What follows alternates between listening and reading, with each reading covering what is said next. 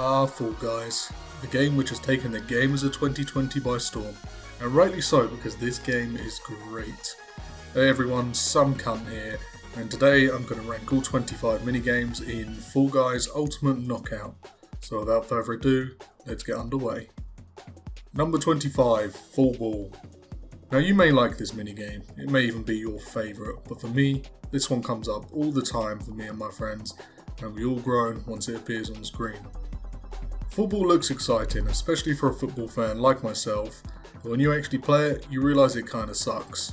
The balls have bizarre hit detection, you're often teamed up with retards who just chase the ball around and have no positional awareness, and even if you do win, it really doesn't feel like you had fun.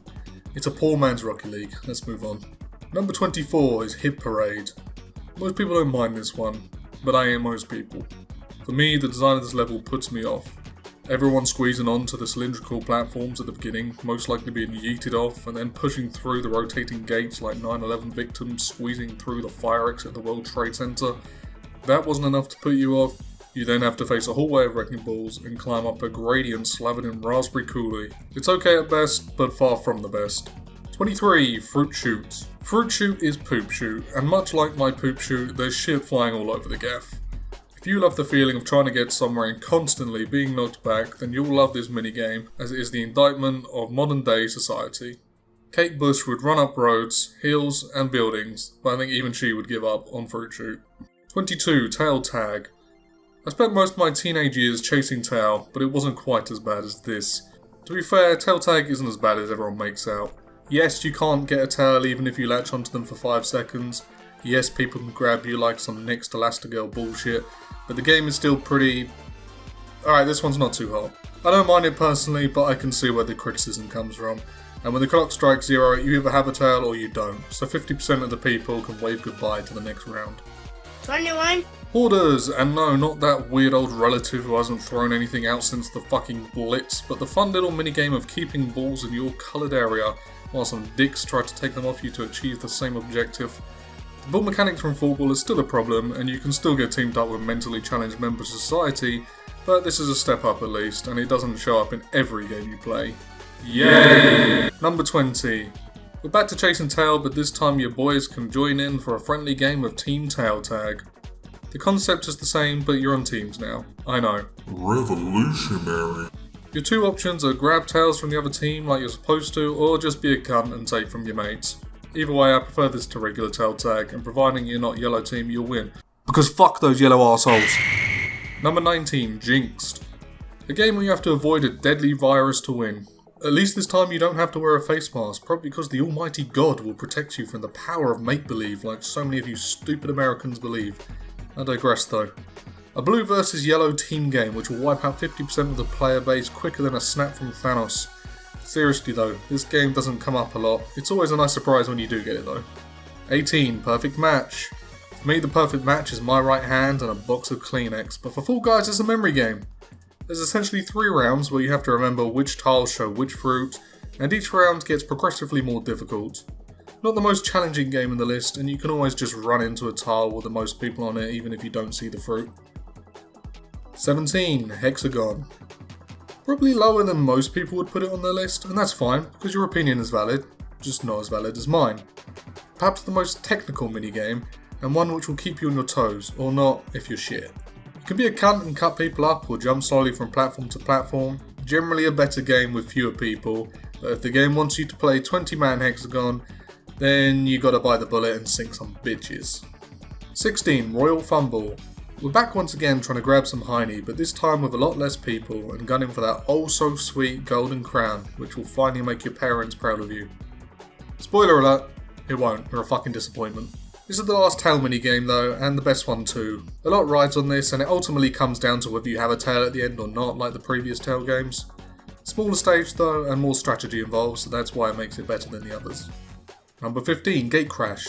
The level where you trade beam for beamer and attempt to cross over fences to get to the other side, aka America. Fuck yeah! Unlike the Mexico to America border though, only a limited number are allowed in, so you're really going to have to time those gates if you want freedom. Gate Crash is a decent dash to the finish, not the best, not the worst, but still pretty fun. 14, Rollout. Dicks love this level. you will get grabbed more than a choir boy in church camp. The level itself is fairly straightforward, staying on the rolling platform and don't fall into the slime. You will get grabbed though, by friends, strangers, or that one uncle who isn't invited to Christmas anymore. These people are devil worshippers and you want to avoid them. Trust me. Number 13, unlucky for some and unlucky for Tiptoe. Or maybe lucky, you decide. Unfortunately for you foot freaks, this has nothing to do with real toes, but rather locating the right path to the finish line. If you thought people got handsy and roll out, you're about to be groped more than a Harvey Weinstein victim. The trick here is to treat it like a school group project and just let everyone else do the work while you take credit at the end. Fun level if you like being in a confined space with loads of people grabbing you. Terrible if you have panic anxiety. 12. The legal age of consent according to Muslim grooming gangs across England. Much like those victims, you too will likely get raped, but by seesaw. Some people have a good understanding of physics while others, typically the ones at the back of the group, don't. If you get stuck behind with these lot, you're about to meet people whose chromosomes outweigh their IQ. It's scary shit, you don't want to be with these people. The creative level where you really want to move quickly. Number 11, Hoops a Daisy. Although the name of this minigame sounds like what an autistic kid says when he apologises for something, the game itself is one of the better team experiences. You still need a decent team, but this one's all about positioning yourself in order to jump through the rings before your counterpart. I personally like the elements of the game relating to your reaction time and overall positioning throughout. Solid team game, let's leave it at that. Down to the top 10, and this is where shit gets good. Jump Club is first up, and this one screams Mario Party at me. Remember that fiery skipping rope you had to jump over in the old N64 Mario Parties? Well yeah, it's basically that, but with a lot more positional freedom.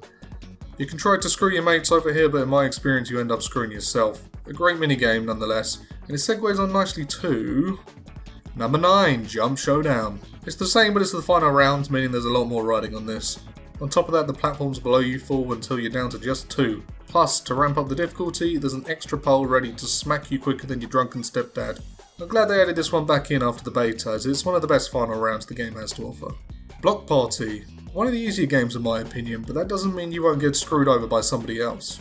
Another reminder to a Mario Party level, as so many of these can be really, but this one reminds me of that one minigame from I think it was Mario Party 4 where you have to line yourself up with the cutout shapes in the book. Solid level, but lots of arseholes again. Rock and Roll. I don't quite know where the rock fits into this game unless you're supposed to rail that shit before you begin, but this team game is a cuckfest.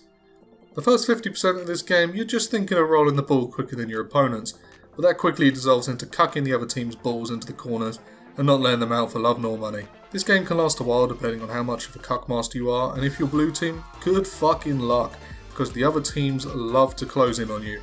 Great game, a lot of fun, a lot of cuckery fuckery.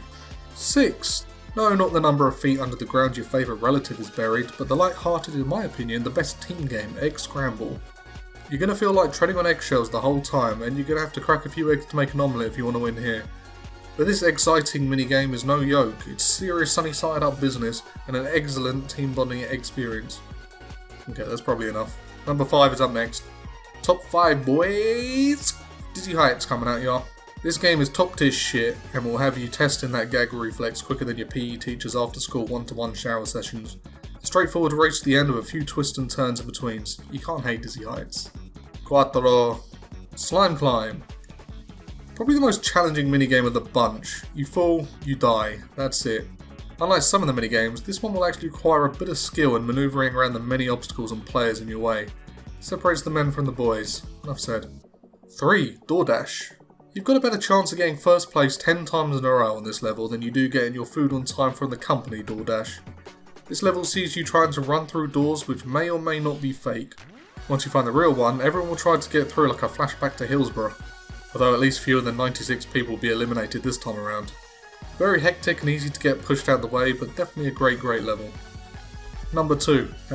Poo. What isn't poo though is the whirly gig. Similar to Dizzy Heights in layout, but with more of a challenge.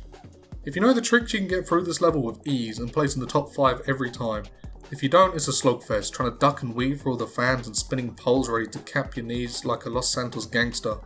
Whether you're good at it or not, it's the second best minigame here if you ask me, and I love playing it every time we get it. Last, but certainly not least, the best of the bunch. Full motherfucking mountain. The final round race which will see you dash up the mountain avoiding giant yellow balls, spinning gates and hammers. Best of all, you can see the crown at the end, and you have to grab it, making it feel like a more tangible victory than any other final rounds. Anyway, that ends it for this video, and I hope you enjoyed it. If you were affected by any of the jokes made in this video, then grow a pair of fucking balls, because I don't make videos for pussies. Fall Guys is my game of 2020 so far, and if you ever see me, Fall Guy 2114, then that's your boy here, and he's a serial winner.